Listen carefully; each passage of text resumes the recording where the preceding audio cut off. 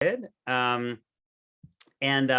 you all so much for joining us. We've been away for a little while, but really thrilled to be back for the new year with Rabbi Hanan Schlesinger, who is the founder of Roots Shorashim Jadur, and someone who I'd read about and known of for a while, but I hadn't had the pleasure of being introduced to, and through mutual friend I was. And I think these are some of the, when people ask, kind of, sometimes they'll ask, they may have asked you, kind of, where do you look for hope in a situation in Israel-Palestine where the denial of fundamental Palestinian rights seems so deeply entrenched, and the political situation can seem so hopeless. It's in the stories of people like Rav Schlesinger, and before him the Rav Menachem Froman, another rabbi in the West Bank who really transformed his thinking in really extraordinary ways, that I think is one of the places that I do find hope. So Rabbi Schlesinger, thank you so much for being with us. I thought I would just start with just a biographical question.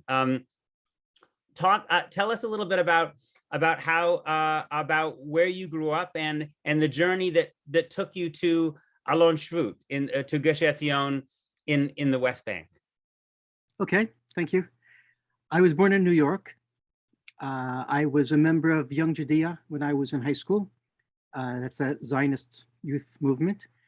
And Young Judea basically was the vehicle that connected me to my Jewish identity, connected me to Zionism in Israel. I came with Young Judea to Israel during high school for a summer, and then for a year after high school on a gap year program. And Young Judea in those days had a strong historical or Jewish traditional bent, not religious or Orthodox, but certainly talking about Jewish sources. And I became more religiously observant. I wasn't at all before that, when I was in Israel with Young Judea for that year. This was 1975-76. And after going back to the States for a year of college, I felt I just had to come back to Israel. I had to immerse myself in Jewish sources. I came to Israel, it's basically my aliyah. When I was 19 or 20, I went to the Pardes Institute to study for a year, if anyone's ever heard of it. Wonderful place, Machon Pardes. And then I continued on to other yeshivot, other seminaries for beginners. And after that, I went to study in Shivat Har Etzion, which is in Alon Shvut in Gush Etzion, what they call the Harvard of the yeshivot in Israel. And I became connected to where the yeshiva is in Alon Shvut. Eventually got married, and my wife and I moved to Alon Shvut while I was still studying in the yeshiva. And we've more or less been here since then. So at this point, when you were making Aliyah and then moving into the West Bank, and as an Orthodox rabbi, and living in Alon Shvut, in Gush Etzion, at that point, before you started this encounter with your Palestinian neighbors, before that, what were your views about Palestinians, about Palestinian rights, about the Israeli-Palestinian conflict? So that's really a hard question, because I didn't have too many views. I think like many of my colleagues and neighbors, there are things that are just outside of the radar screen. You don't see what you're not trained to see, what your education didn't prepare you to see. So in my case, I wasn't aware of Palestinians, I wasn't aware of Palestinian rights, but I was aware that since Oslo, there was a peace process. And I was aware that it could be, and I'll use the language I used to use then, that the Arabs living would be given back to the Arabs. Again, I'm using language I'd used then. And I remember actually really asking myself if I should be living here, in the sense of, should I be building a house and sitting down roots when the place might be given back? But despite those concerns, I stayed there. So these weren't moral concerns, they weren't political concerns, they were more, I would say, practical concerns. And so your interaction with Palestinians at that point was pretty minimal. Minimal is being generous. None. Mm. And I talked to Palestinian workers to give them tea or coffee or to say hello, but never had a conversation in any depth. Really didn't know who they were or what their identity was, what their life was like. Really, really, really nothing. And Mm. that's the case for 99% of my neighbors and the people around here. Mm. I say that I was blind. So tell me, what was it that began to change things for you? That's, of course, a hard question. Let me say that I apparently was born a liberal. I was born a pluralist. I was born open.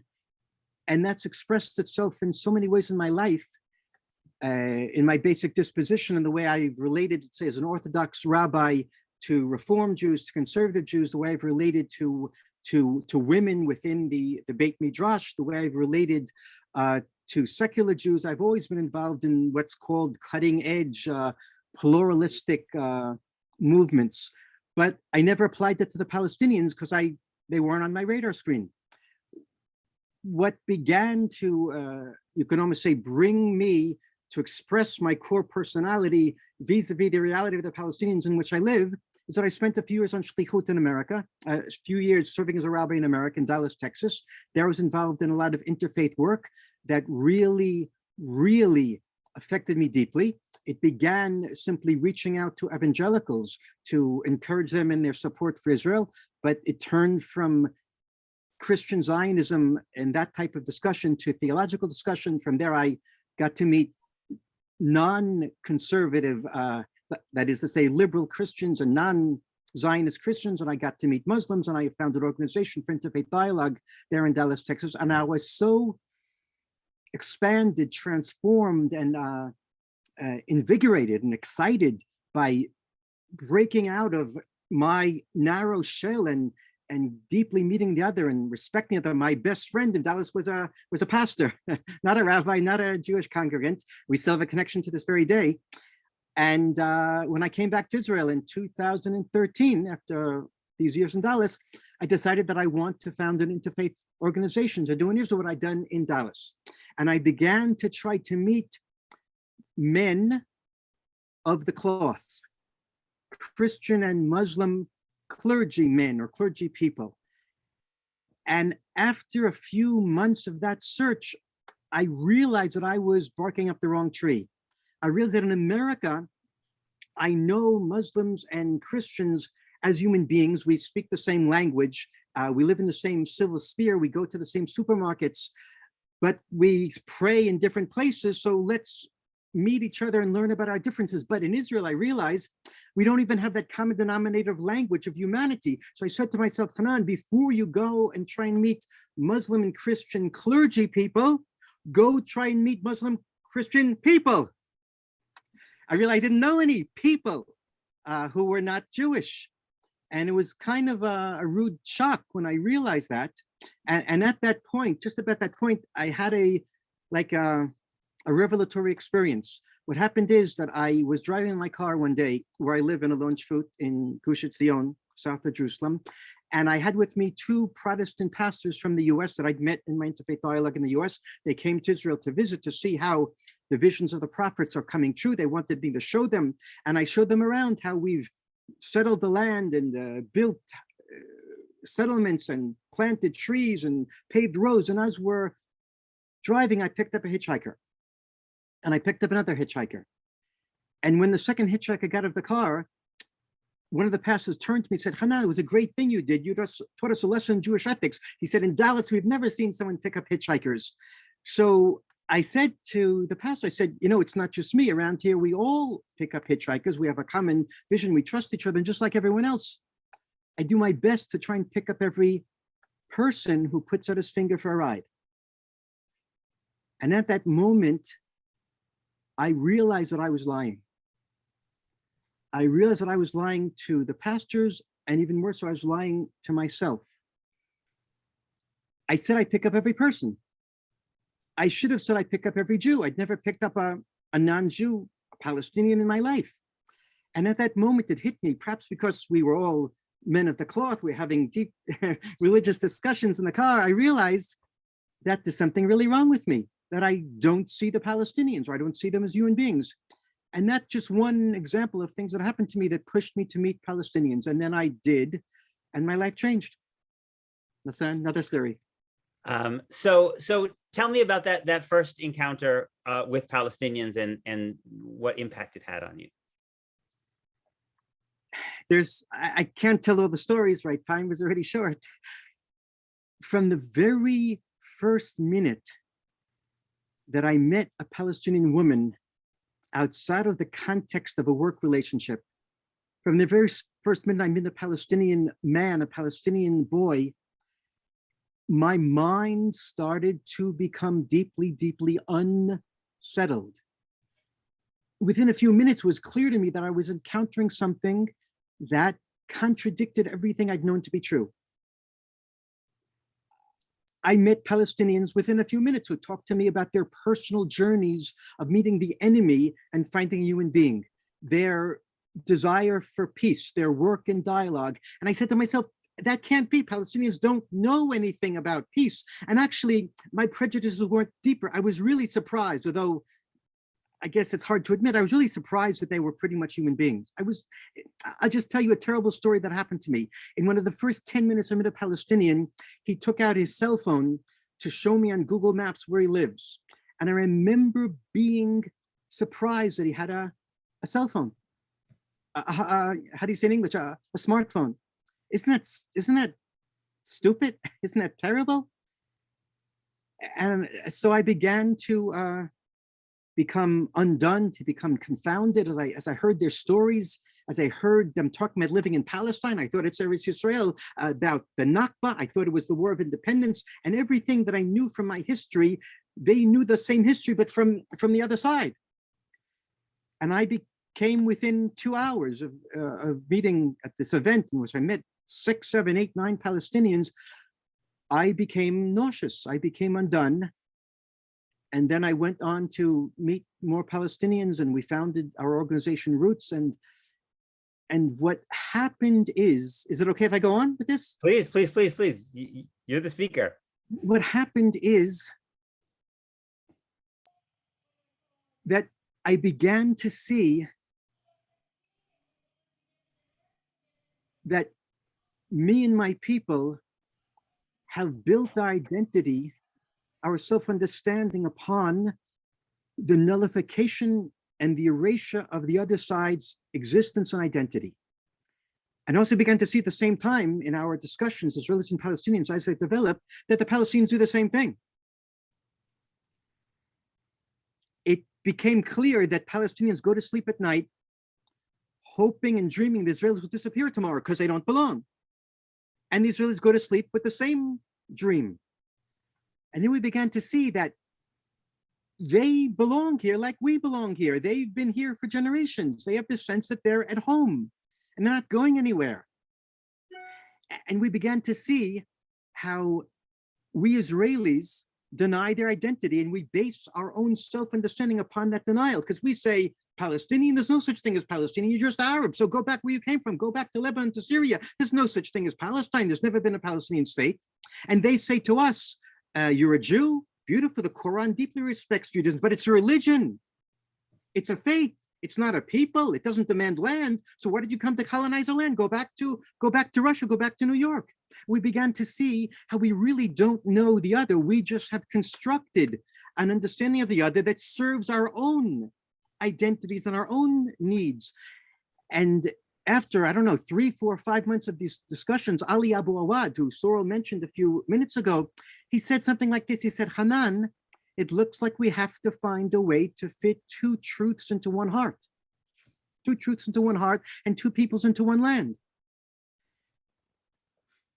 And it's true. That's what we have to do. And so we tried to do. We tried to listen and listen and listen more, listen to the things the Palestinians are saying that are like a dagger to our hearts. When a Palestinian says he lives in Palestine, that cuts my heart. And when I say that I'm a Jew who's come home to Eretz Yisrael after 2,000 years of exile, that cuts to the heart of his identity and it nullifies his identity. It was so hard to listen.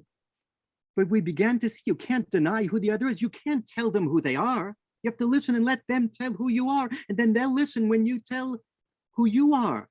And it turns out And what I'm about to say, the first year or two when I felt it and said it, it made me almost cry. It turns out that the same land, and I believe the same land from the Jordan River to the Mediterranean Sea, the same land that is the land of Israel is also the land of Palestine, the same land. What a terrible, tragic fact, but that's a fact of a history, it's a fact of identity. And it won't change, it won't change. That's the way the two sides look at the land. The same land is both Israel and Palestine. And we have to come to terms with that. It won't go away. It won't go away. And I remember after about 10 months of these discussions between Israelis and Palestinians, as we grew and we founded our organization Roots, in December 2014, we formulated a mission statement and a vision statement. And we said that we envision a new social and political reality that recognizes both sides' historical belonging to the same land and grants both sides dignity, equality, and human rights.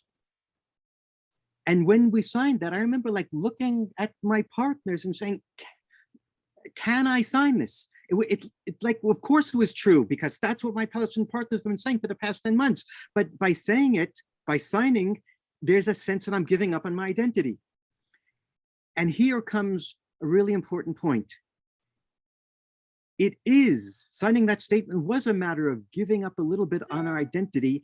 It's about giving up on the problematic element of identity of exclusivism. That deep understanding that most Israelis and most Palestinians have, that if it's mine, it's not yours. And if it's Israel, it's not Palestine. And if I belong here, then you don't. And what we have to do is to understand that you don't have to be wrong for me to be right.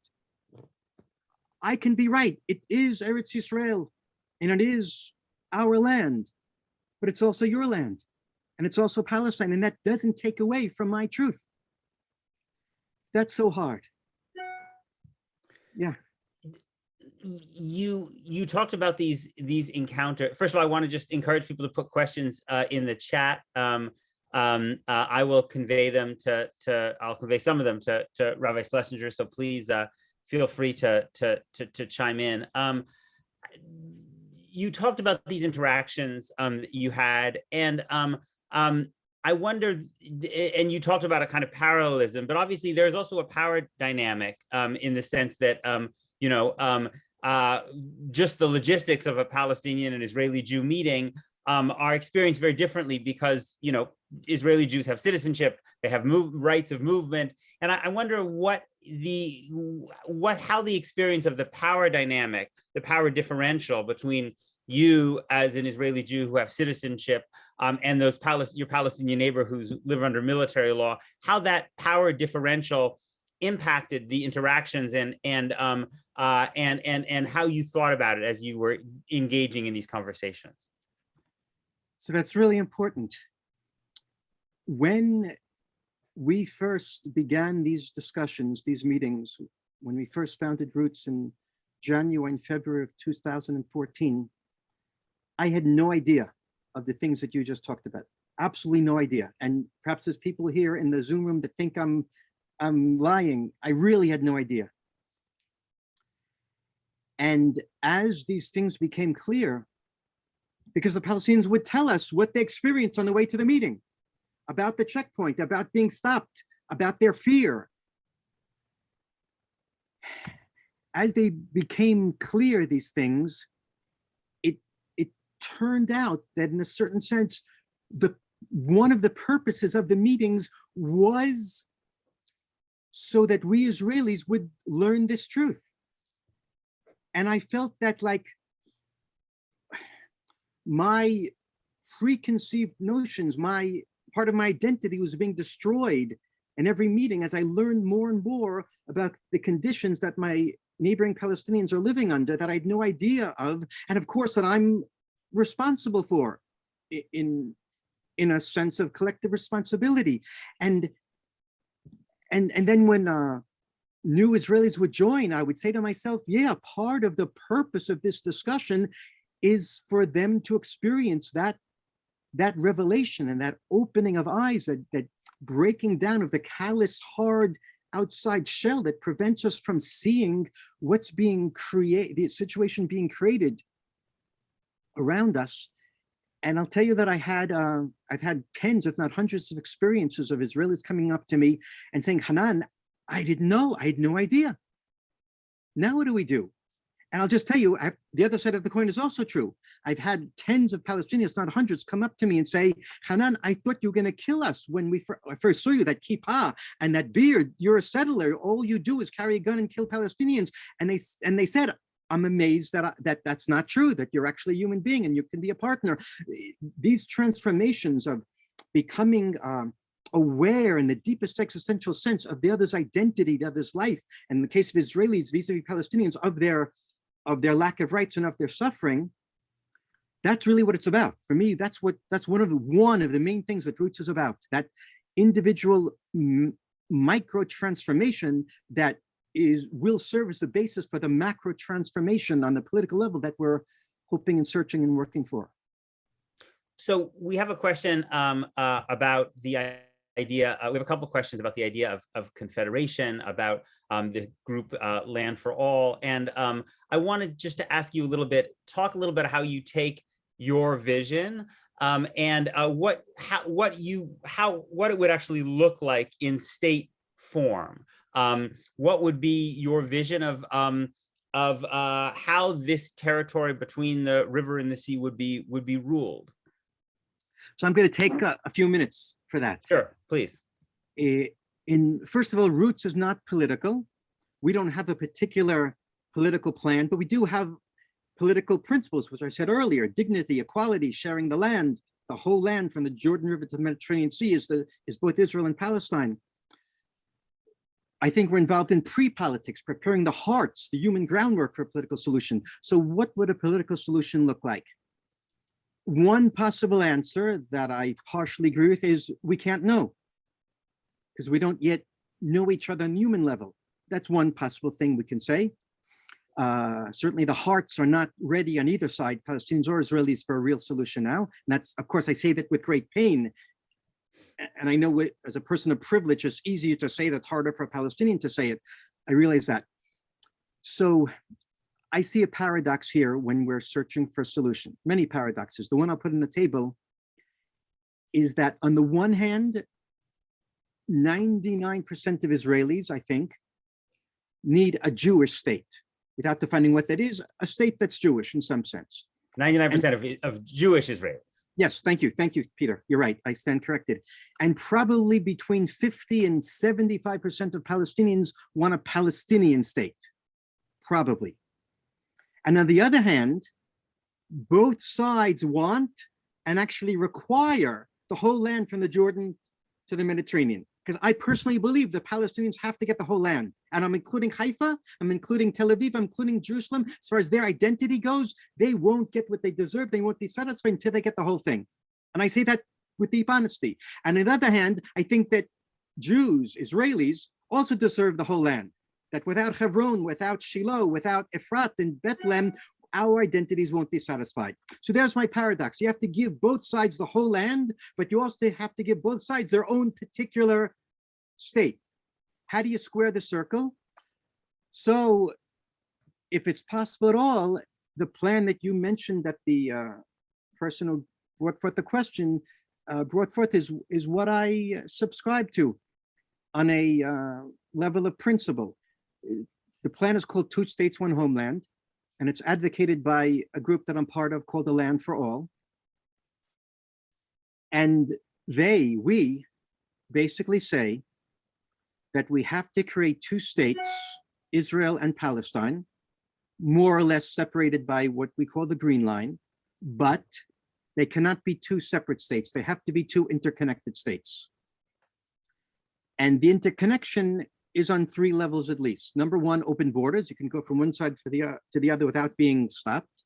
Number two, open residency. You can live your whole life on the other side of the border, meaning a Palestinian can live his whole life in Tel Aviv, for example, without getting Israeli citizenship, but as a Palestinian citizen. And Hanan or any other Jew could live in the West Bank / Judea and Samaria as an Israeli citizen without getting Palestinian citizenship. And number three, the third level of intertwining between these two states is the confederation. that creates a union, something like the European Union, or perhaps something like the connection between Texas and other states of the Union. You're supposed to laugh at that point. No one's laughing, okay. And the idea is to square the circle, to give each side their own state expressing their identity, but on the other hand, to give both sides the sense that their identities have not been contradicted because their land has not been stolen from them. That the Palestinians get Haifa and get Tel Aviv and get Yaffo and get Ramla and Akko, and that the Jews, the Israelis, also get Bethlehem and Hebron. And of course, the last thing I'll say about this is it's impossible because it requires trust. But I believe that any true peace settlement requires trust. And we have to develop that trust and empathy. So we've had a couple of questions about Palestinian right of return. So am I right in understanding that in your vision, a Palestinian whose family was from Haifa would be allowed to return to Haifa, but they would then be a citizen of this Palestinian state based in the West Bank. They would not be a citizen of the Jewish state in which they actually lived. That's 100% true in the plan of two states, one homeland. I just want to add that I believe that as Jews who know what it means to be exiled from our homeland and to demand the right of return, the Shana Abba B'Yushalayim, right? We pray for 2,000 years to come back home, and we've actualized that right. We who prayed and hoped and yearned for the right of return for ourselves and have actualized it, I don't understand how we can deny that right to Palestinians. I understand it's going to be complicated and there are going to be compromises, but at least in principle, when we Israelis and we Jews say that the right of return, there's nothing to talk about, we're not talking about what happened before 1948, that just seems to me to be putting your head in the sand, and it seems to be a morally untenable position to me. Right. So I very much agree with you.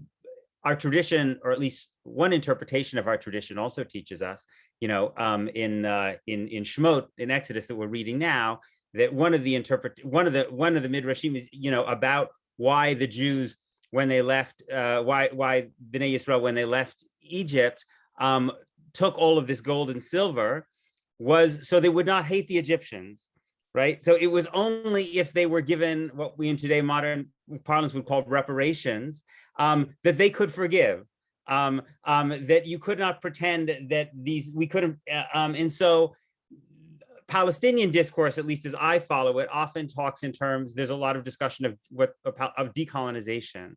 So my question is, how do you think about this question of historical justice, and what would that mean for Alan Shvut itself, and the people whose land Alan Shvut might be built on?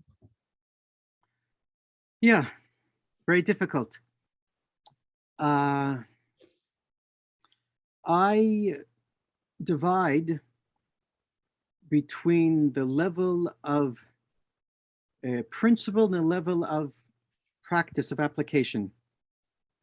I don't call Zionism a colonialist movement as far as its self-understanding, and I think that's really important. It didn't see itself and it didn't act on most levels a colonialist movement. But I, on this other hand, understand that the way it was experienced by Palestinians, it had the effects at many times in many places as a colonialist movement. I understand that.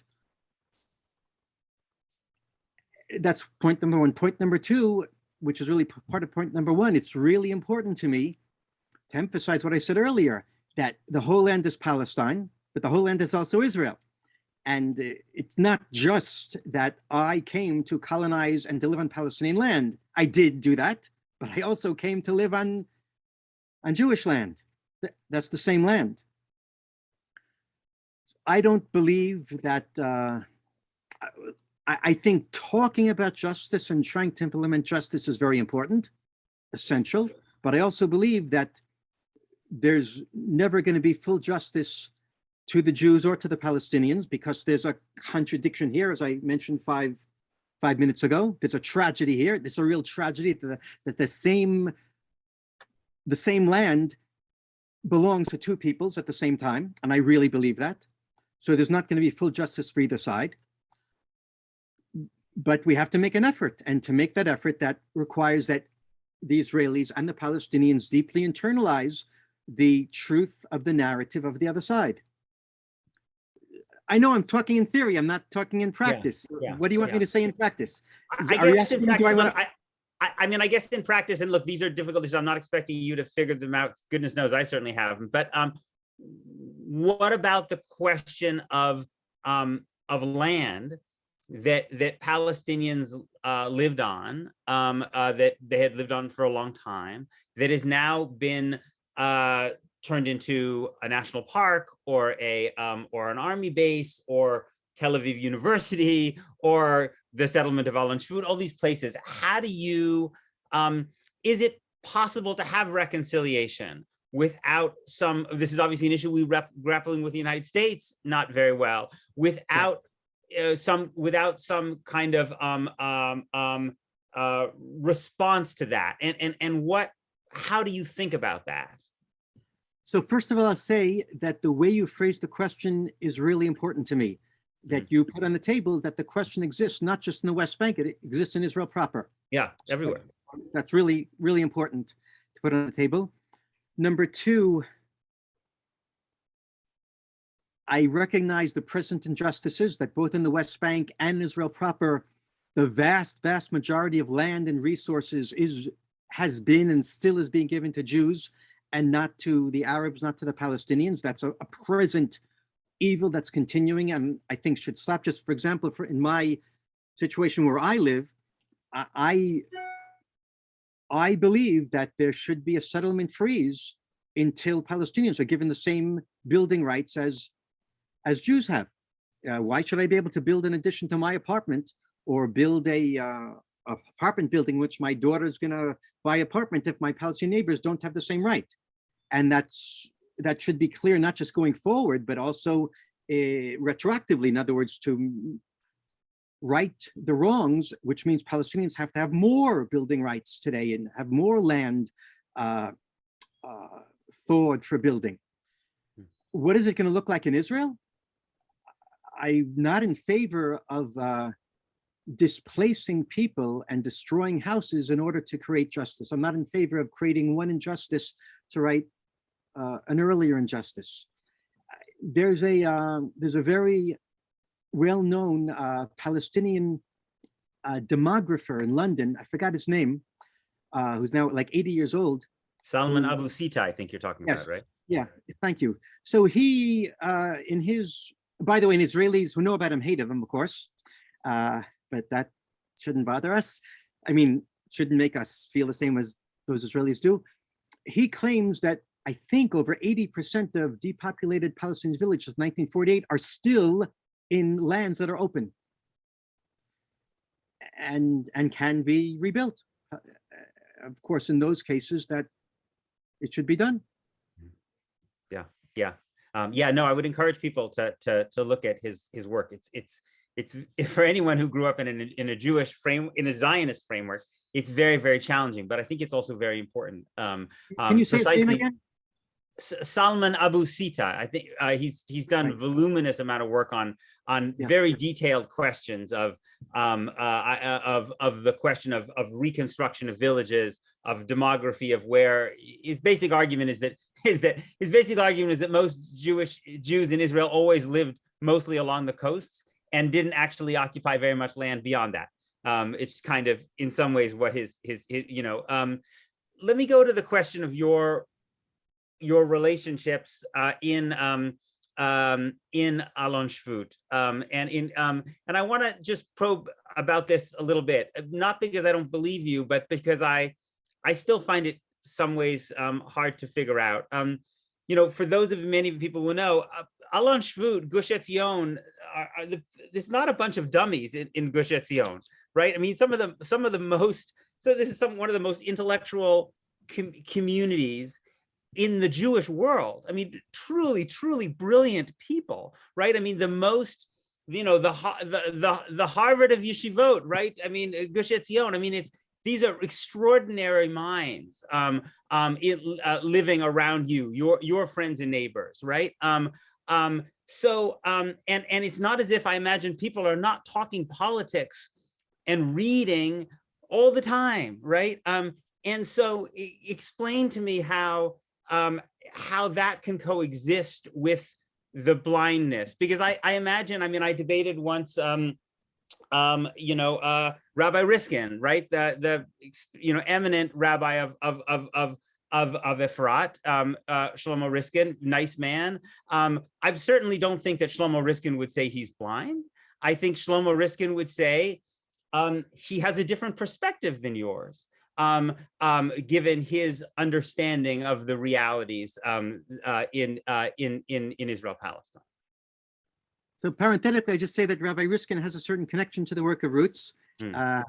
Perhaps he's changed a little bit since you've talked to him. I don't know when you talked to him. Maybe it was a while ago, yeah. But for me, the point that you are bringing up is a matter of universal human psychology. And thanks to the work of Roots, my mind has been opened not just to Palestinians, but to this psychological point that we're about to make. And everyone who's listening knows what I'm about to say, which is that George Washington had slaves. How could that be? How could that be? Thomas Jefferson, right? And we can go on. And we can talk about the views of most of the people on this call probably 30 years ago about gays. Didn't we see what our society is doing to them? Didn't we see? And what about racial justice today in America? It turns out just in the past 2 or 3 years that we're opening our minds to things that were in front of us for the past 10, 20, 50, 100, etc. years, and we didn't see. How could it be that human beings don't see the most obvious things? So I'm not going to answer the question, but it's a fact that we don't see most of the sensory perceptions.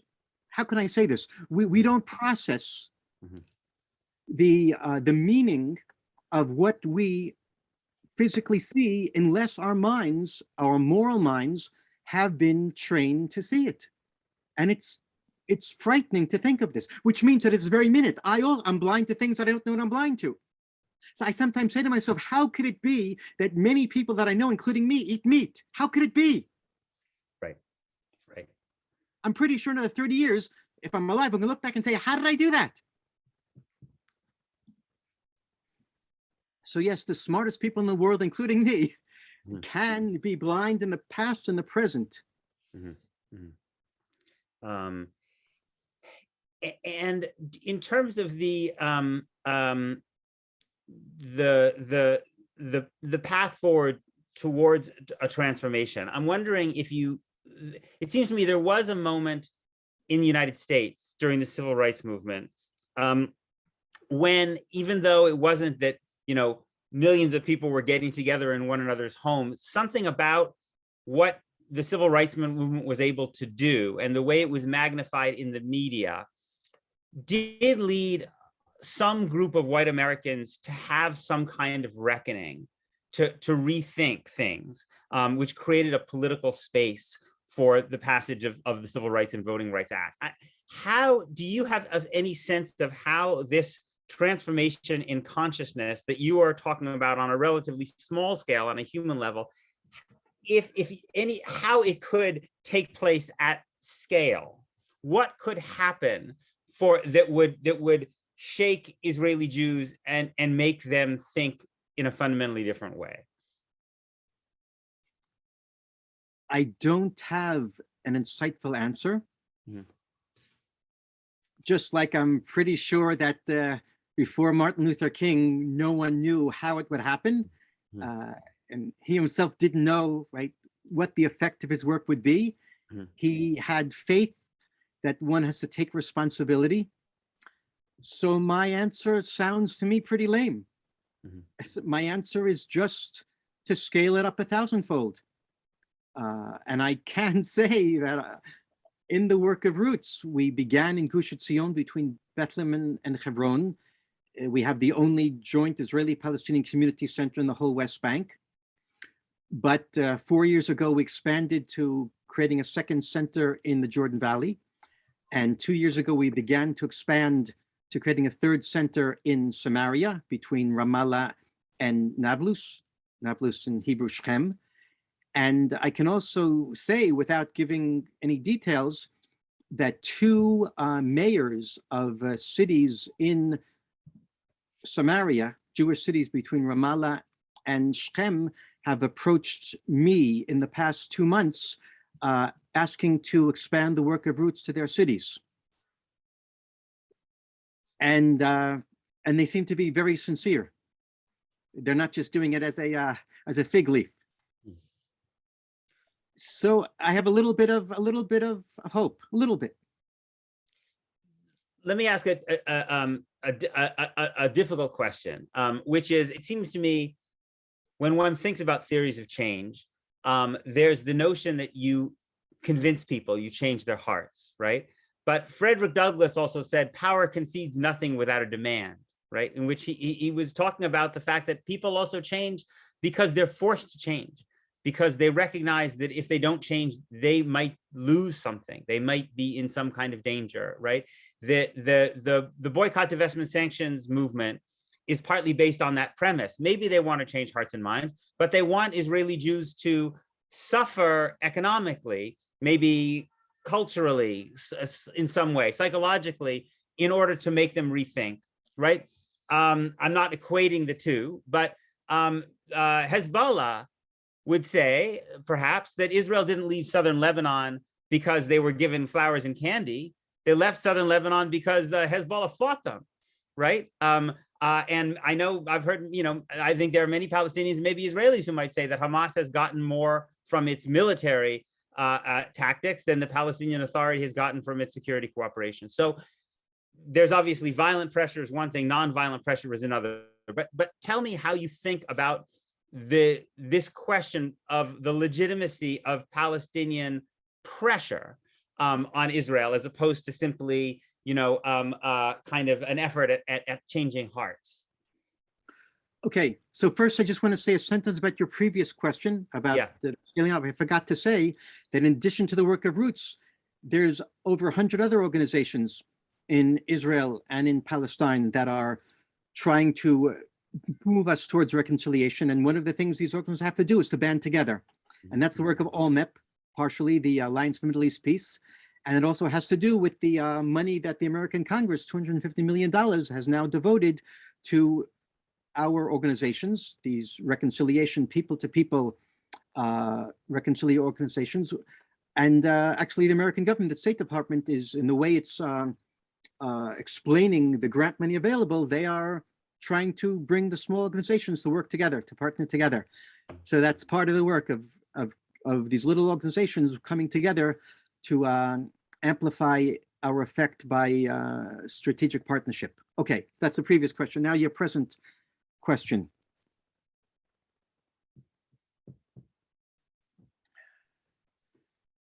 So many people know that the Israeli peace movement, the Israeli left, was decimated by the Second Intifada.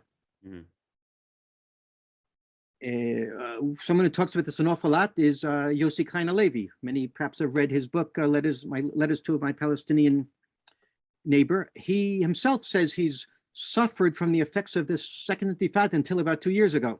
And it took him that long to begin to break out of it. He was a peace activist until the Second Intifada. So we see that as far as Israeli psychology goes, violence on the side of the Palestinians doesn't seem to have worked. It really seems to have boomeranged against them. Right? We were on the cusp, perhaps, of a peace agreement before the Second Intifada. And it looks like they shot themselves in the foot. They shot us and they shot themselves in the foot. And now we're still trying to recover from the trauma of the Second Intifada. Now, is that a universal law in all conflicts, that violence on one hand only hardens the other side? Or is it perhaps especially true in the Jewish case, with the trauma that we have in our 2,000-year and more history, in which any present trauma connects to past trauma and is amplified a hundredfold.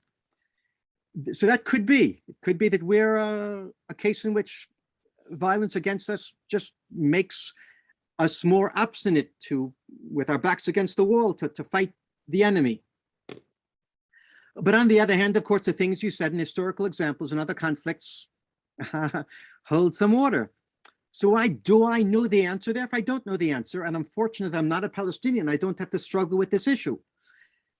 Perhaps you want me to say, am I going to be happy or sad if the Palestinians engage in certain acts of nonviolent resistance that make my life miserable? I have no way of answering that question. But for me, I don't have to answer it. I just have to continue in the work of Roots, of building bridges, of taking responsibility, of doing what I can. There's a lot of things the Palestinians are going to do that I'm not responsible for. On the question of violence, obviously there's violence on both sides, and the Israeli state is much more powerful, has much more violence at its disposal than Palestinians do. And in addition to that, there has been many reports, for those who follow this, of settler violence against Palestinians in the West Bank, particularly during the olive harvest and continuing. And I would love for you to help talk about the sociology, the psychology of what it is that is producing these attacks, and what can be done. What can be done to stop it? First of all, I'll say that this is not my strong point. I'm more a philosopher and a reconciler than a political and social analyst. My partner, Shul Yudelman in Roots, has a lot to say about that question. You can interview him sometime. Okay.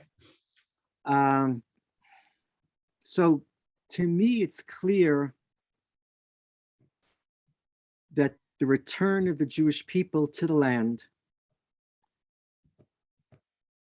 of the Tanakh, to the land of the Bible, the reconnection to the experience of setting the land, just like was done in the time of Joshua, in the time of King David, etc. The learning of Bible, what we call on eye level, putting the Bible in your backpack, going out into the fields and reading the verses and walking in the footsteps of Abraham and of Joshua and of David the Melech, King David, all of that has brought a tremendous vibrancy to Israeli Judaism that I'm part of and I benefit from and I love.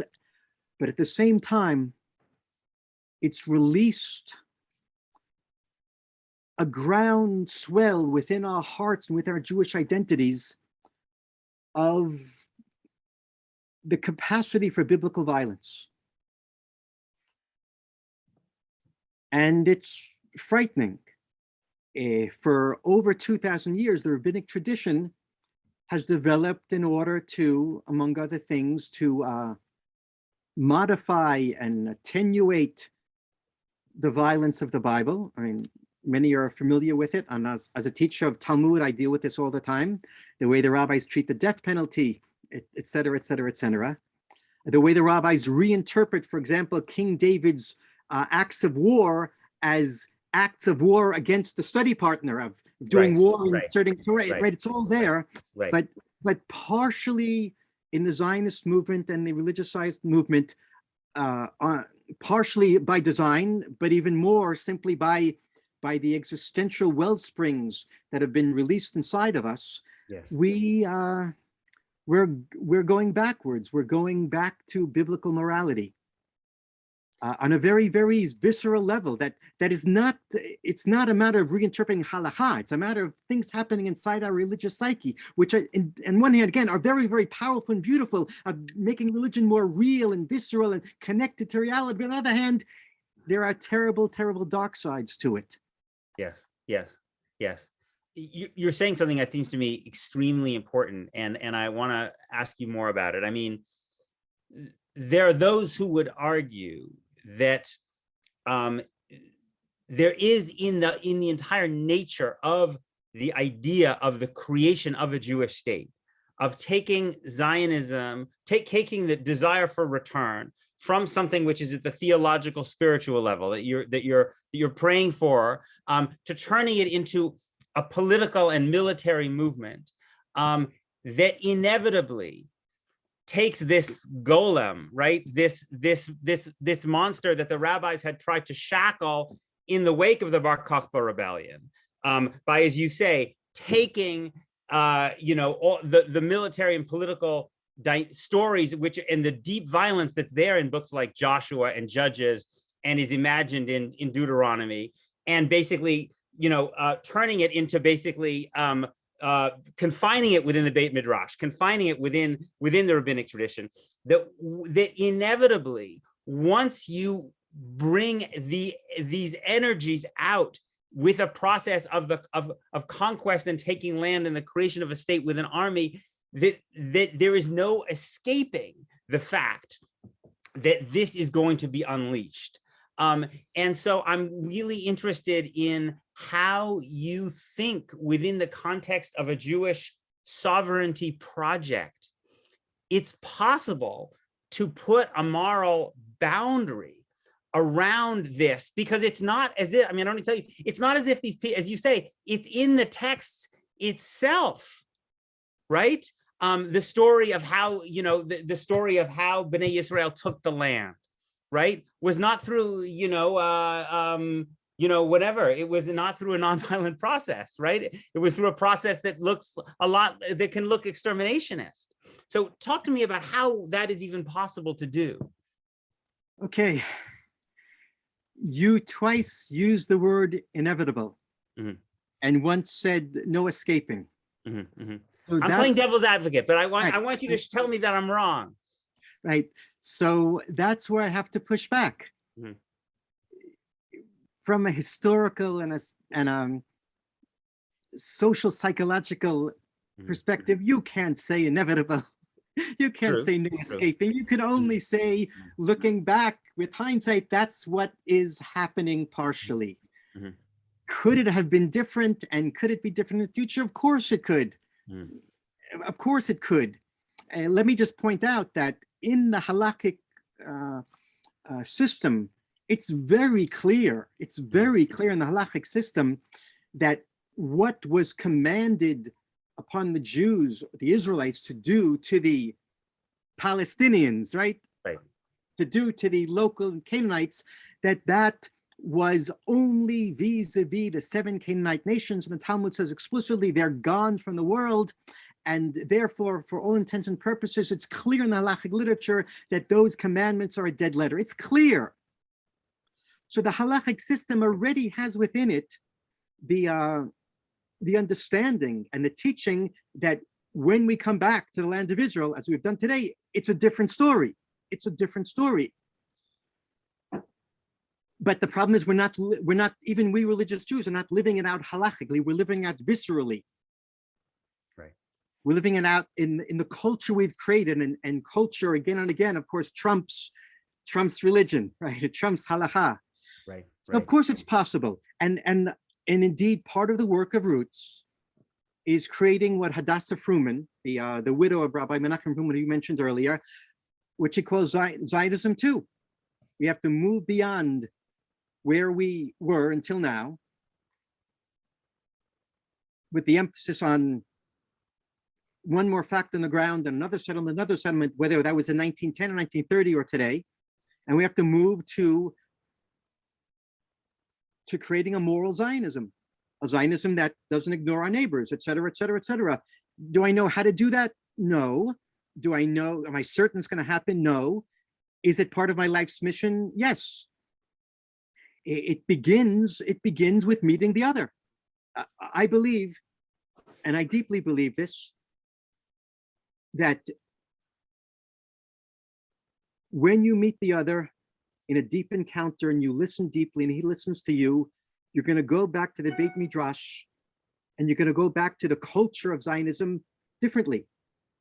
You're going to interpret culture, you're going to interpret religion, halakha, differently. We need more and more Jews and Palestinians. We need more and more rabbis. We need more and more settlers. We need more and more everyone in Israel to have that transformative experience of meeting the other as an equal, and then going back to our Zionism and our religion and our halakha and our Beit Midrash and our synagogues, and interpreting in light of the experiences, the true experiences that we've had, that the other is a human being with a legitimate national identity and a legitimate connection to this land that has to be respected.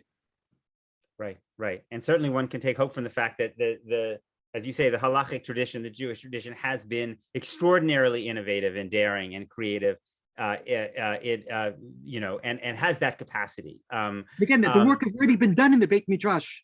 Right. For part of what I'm saying, it's not that we just have to create it; it's already there. Right. There are no more idolaters. There are no more Amalekim. Right. Right. Let me ask you one more question, and this maybe I've nudged you from the left a bit, but let me nudge you from the right a little bit in the way that I imagine might be more common that you might get in Orange Food. So, what about?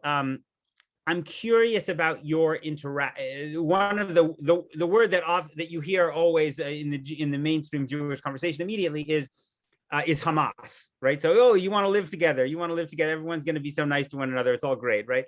Hamas, Islamism. I'm curious about what you have learned in your interactions with Palestinians about political Islam and about Hamas itself as a movement, and how you think about that within the framework of this vision that you have. I don't know if I have a lot to say about this. I've learned, and it should be no surprise, that there are deep disagreements within the Islamic world. I've learned that my Palestinian partners claim that Hamas is not the true Islam, that Hamas has it wrong, that most Palestinians don't agree with Hamas.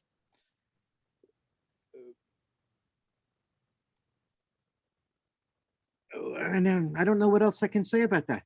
Mm-hmm. Mm-hmm. But I still come back to my fundamental point that you have to talk. Mm-hmm. And I am willing to, and we do talk to everyone, all Palestinians. I wouldn't refrain from talking to Palestinian who's an affiliate of Hamas. And again, I believe that our religious perspectives can be altered through the face-to-face, unmediated connection and to the other. Let me close by asking you one last question. And this is a question I imagine that in different ways others on this call may have wrestled with as well. I imagine that you every day are interacting with friends, neighbors, even family perhaps, who have a radically different view than you on this question, and whose views you might even feel are fundamentally immoral, racist, even if they're lovely people and you love them as people. I think one of the things that I wrestle with personally is how to hold those two things. If I decide to put the politics to the side when I go to shul or when I hang out, am I betraying Palestinians by having a nice Shabbat meal with a bunch of people whose views I find really reprehensible? But if I'm not willing to do that, if I'm calling out people politically every day, then I'm not it's hard to live in a Jewish community unless you live in a very unusual one. So tell me how you balance that in your life. So first I have to remember that just like I think that they are fundamentally immoral, right, they may think the same thing about me. Absolutely. The second thing is I have to learn from experience that there's almost no chance of me changing someone's mind in a conversation around the Shabbat table. And if it's not going to work, then it's not worth it. There's no value in it. What I have learned is that you have to be very careful, and you have to sound people out, and you have to see who you can talk to and who you cannot talk to, and to what degree can you reveal everything you think. And the purpose has to be, and I'm not good at this, but the purpose has to be not to get in a soapbox and proclaim the truth, but the purpose has to be to say what they may hear, what they may be capable of absorbing. And that's hard. That's hard. And the last point I'll make is that although it's very rare that you can change someone's mind on these fundamental issues, sometimes you can convince them to meet the other side. And whereas what I might say to my fellow Jew won't help at all, but what my Palestinian friend may say to them actually in most cases does help. Right. All I have to do is get them to come to an event. And every person has their comfort zone. This one may want to come to the Roots Run for Reconciliation, which Palestinian Israelis run together. This one may come to a Ramadan dinner, an iftar meal, because he likes food. This one may come to a discussion of Islam. He won't want to meet a Palestinian, but to meet a Muslim is okay, even though it's the same thing, right? It depends how you frame it. This one will come to discussion of cooking. This one will come to interfaith dialogue group. And then you get them to meet the other side, and the human contact very often does something. Well, on that note, thank you, Rabbi Schlesinger, so much for spending the time with us. Really fascinating. I'd encourage everyone to learn more about Roots Shorashim. Did you want to say one last thing? That's it. I just wanted to say www.friendsofroots.net. Friendsofroots.net. And don't go to friendsofroots.org. Friendsofroots.net. Okay, friendsofroots.net. I encourage all of you to look at it. Next week, we'll be back our regular time on Friday. We're actually going to look at a part of the world we don't really talk about very much, but is in the news a lot, which is we're going to have a conversation about Ukraine, Russia and Ukraine. And that'll be next Friday, the 14th. And thank you all so much. Thank you again, Rabbi Schlesinger, for spending the time with us. I really appreciate it. And I hope you all have a wonderful weekend. Thank you very much. I enjoyed it. Thank you.